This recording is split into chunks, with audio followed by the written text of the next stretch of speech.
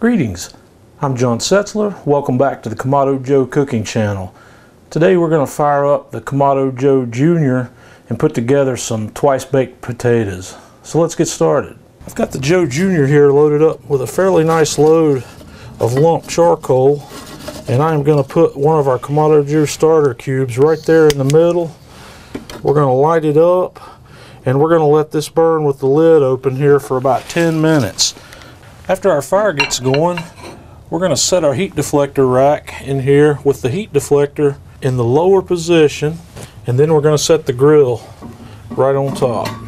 I'm going to leave the bottom vent open about 1.5 inches, and then we're going to leave the top vent daisy wheel fully open in a position about like that until our grill comes up to temperature. We may have to make a few adjustments as we go, but we're shooting for 400 degrees. While the grill's warming up, we're going to get our potatoes and garlic ready. I'm going to take this bulb of garlic and slice off the bottom. We're going to roast this clove of garlic while we cook these potatoes. I'm going to drizzle both of these potatoes with a little extra virgin olive oil, and I'm going to rub it in real good. Just get the surfaces coated, and then we're going to sprinkle some coarse kosher salt on the outside of these potatoes, and then I'm going to wrap these guys in foil. I'm also going to put a little bit of this olive oil on that garlic. We're going to wrap it in foil. We're going to roast it while we cook these potatoes. Alright, our Joe Jr. is up to 400 degrees, so I'm going to take both of these potatoes, we're going to set them right on the grill, and I'm going to close it up, and we're going to cook these for somewhere between an hour and 1 hour and 15 minutes. And about halfway through this cook, I'm going to come back and we're going to put the garlic on. The garlic doesn't need to roast quite that long, so we're going to close this up and start our timer.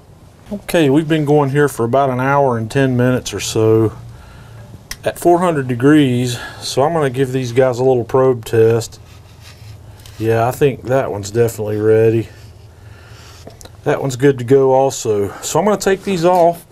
We're going to take them inside and unwrap them and let them cool for 20 or 25 minutes.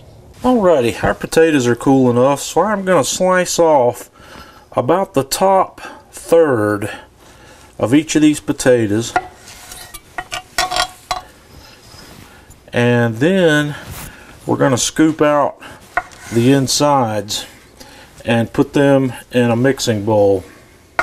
And when you're finished scraping that out, here's what you're left with. I left 1/4 inch or a little bit better around the edges. Okay, I've got the potato in the mixing bowl here. I'm going to add, I took about half of that clove of garlic, or that bulb of garlic that we roasted, and mashed it up. We're going to add about 1/4 cup of milk, about 1/4 cup of sour cream,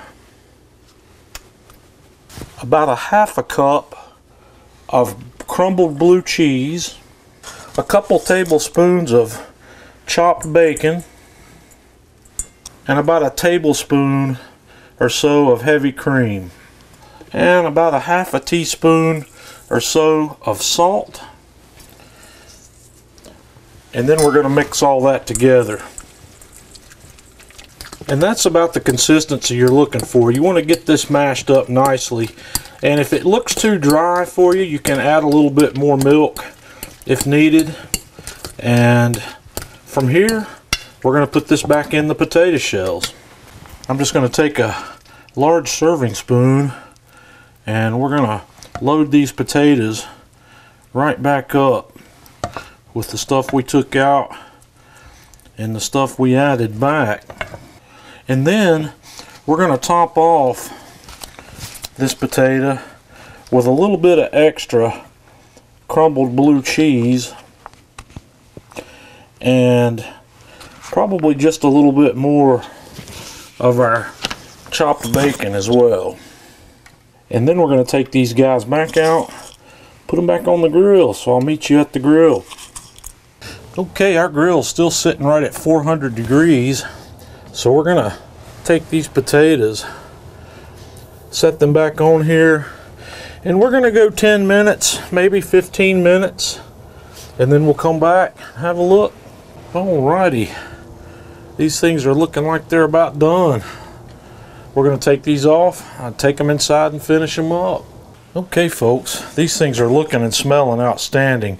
I'm going to finish each one of them off with a little bit of chopped green onion. So join us on Facebook at facebook.com/KamadoJoe and leave us a comment on this video, and subscribe to the channel here if you like what you're seeing, so you can get updates each time we put out a new video. Until next time, this is John Setzler with Kamado Joe Cooking Channel.